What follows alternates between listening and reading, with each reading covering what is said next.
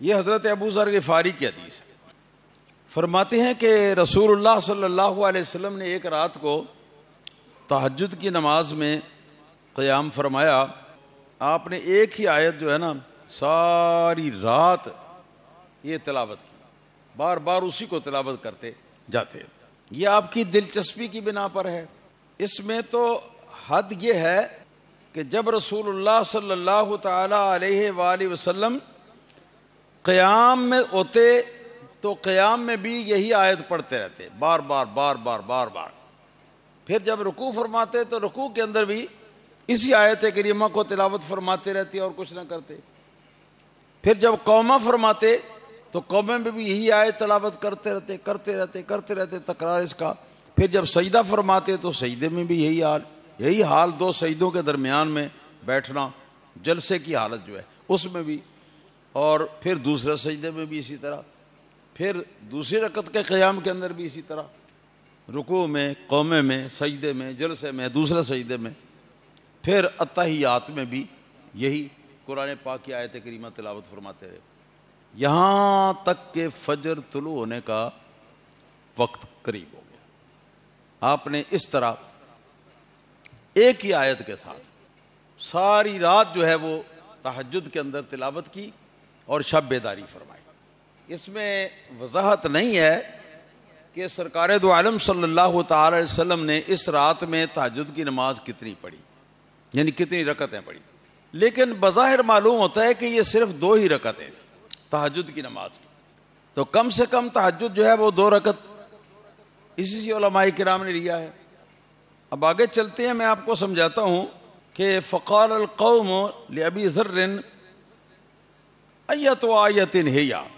لوگوں نے حضرت ابو ذر غفاری رضی اللہ تعالیٰ عنہ سے سن کر تو یہ عرض کیا کہ ابو ذر غفاری کہ جس ایک ہی آیت کو نبی پاک صلی اللہ علیہ وسلم نے رکوع میں بھی تلاوت فرمایا، کہ قیام میں بھی تلاوت فرمایا، پھر قومے میں بھی تلاوت فرمایا، پھر سجدے میں بھی تلاوت فرمایا، پھر جلسے میں بھی، پھر دوسرے سجدے میں بھی، پھر اگلی رکعت کے اندر بھی، یہاں تک کہ اتحیات کے اندر بھی، تو لوگ پوچھنے لگے کہ اے استاد گرامی ذرا فرمائیے کہ وہ آیت تھی کون سی؟ تو اب سنیے، وہ فرماتے ہیں کہ وہ آیت یہ تھی کہ ان تعذبہم فإنہم عبادک وإن تغفر لہم فإنک انت العزیز الحکیم۔ یہ آیت کریمہ تھی جی، اور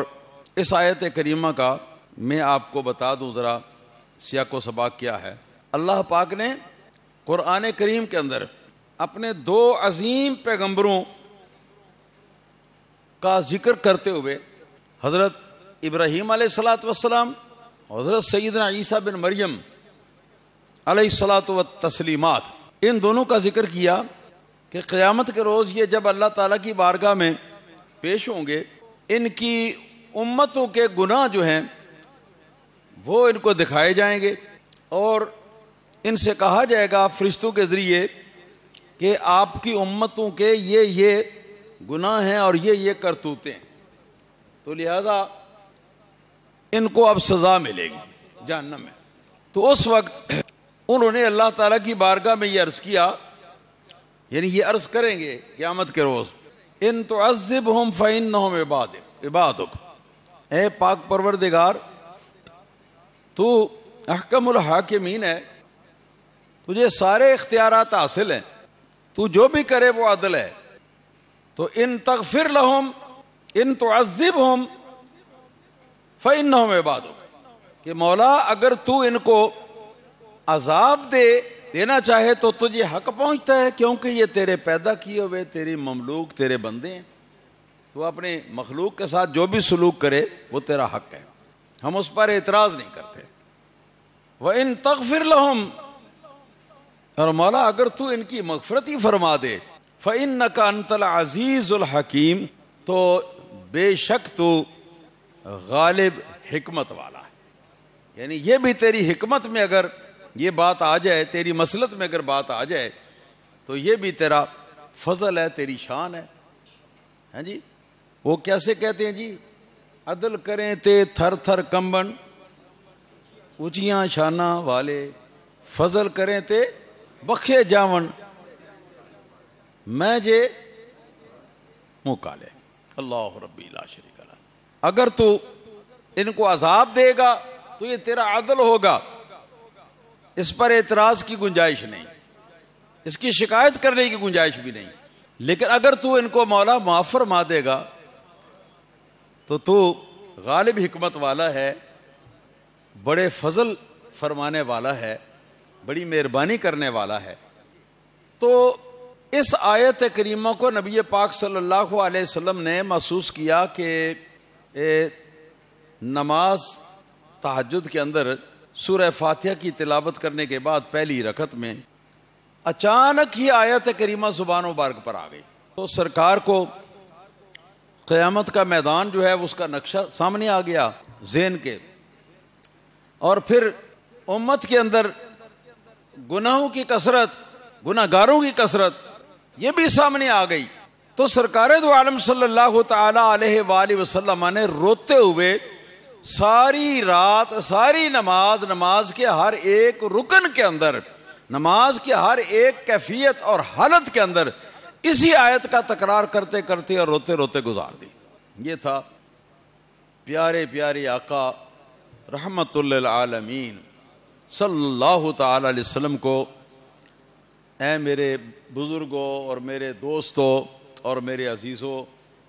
ہم گناہ گاروں کے ساتھ اپنی امت کے ساتھ سرکار کو اتنا پیار ہے, اتنی شفقت ہے کہ جب امت کی یاد آ گئی رات کو تہجد کی نماز شروع کرتے وقت اور میدان قیامت کا نقشہ سامنے آ گیا, حضرت ابراہیم علیہ الصلوۃ والسلام, حضرت مسیح عیسیٰ علیہ الصلوۃ والسلام کی جو عرض قیامت کے روز اللہ تعالیٰ کی بارگاہ میں ہوگی وہ یاد آ گئی. تو سرکار دو عالم صلی اللہ علیہ وسلم کو الفاظ اتنے پسند آئے کہ سرکار دو عالم صلی اللہ علیہ وسلم نے اپنی امت کی مغفرت کے لیے اس آیت کریمہ کو رو رو کے تلاوت فرمایا, اور اتنا تلاوت فرمایا کہ بس آپ نے 2 رکعتیں ہی ادا فرمائیں اور ادھر فجر طلوع ہونے کا ٹائم ہو گیا. اس میں کتنا بڑا سبق ہے بھائی. ہم بڑے نالائق ہیں, ہم نالائقوں کی بڑی سرزنش ہے اس حدیث پاک کی روشنی میں کہ اتنا کریم آقا کہ جو اپنی زندگی کی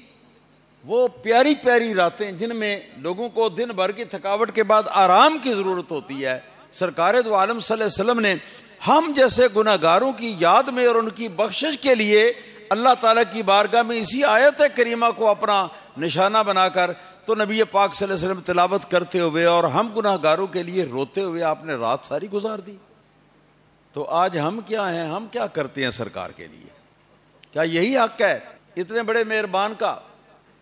اتنے بڑے رؤوف الرحیم پیغمبر کا, اتنے رحمت للعالمین اور شفیع المذنبین پیغمبر کا؟ تو حق یہ ہے سرکار دو عالم صلی اللہ علیہ وسلم کا اس حدیث پاک کی روشنی میں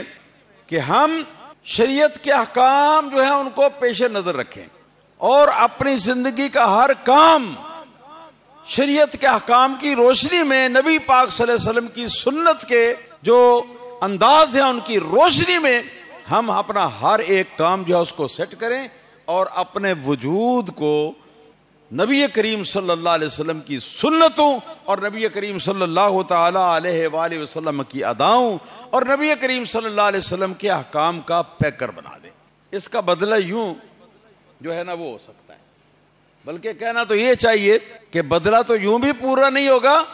لیکن کم از کم اگر ہم اتنا کر لیں گے تو اللہ تعالیٰ اس کو بدلے میں قبول فرما لے گا. اللہ کا حبیب بھی قبول فرما لے گا کہ چل تیری طرف سے اتنا ہی قبول ہے, یہ بھی ان کی مہربانی ہے. تو اس لیے آج سے اس بات کی ضرورت ہوگی کہ ہم میں سے ہر شخص جو ہے وہ آج سے اللہ تعالیٰ کی بارگاہ میں توبہ طائب ہو, سرکار دو عالم صلی اللہ علیہ وسلم کے وسیلے سے اللہ تعالیٰ سے معافیاں مانگے جو پیچھے ہو گیا, اور اس کے بعد جو پیچھے غلطیاں ہوئیں ان کی تلافی کرے, اور آج کے بعد اپنے سر سے لے کر پاؤں تک وجود کو, سارے وجود کو نبی پاک صلی اللہ علیہ وآلہ وسلم کی مشیت اور نبی پاک صلی اللہ علیہ وسلم کی چاہت اور نبی کریم صلی اللہ تعالی علیہ وسلم کی خواہش کا پیکر بنا دیں. اللہ تعالیٰ کرے کہ ہم لوگ ایسے ہی بن جائیں.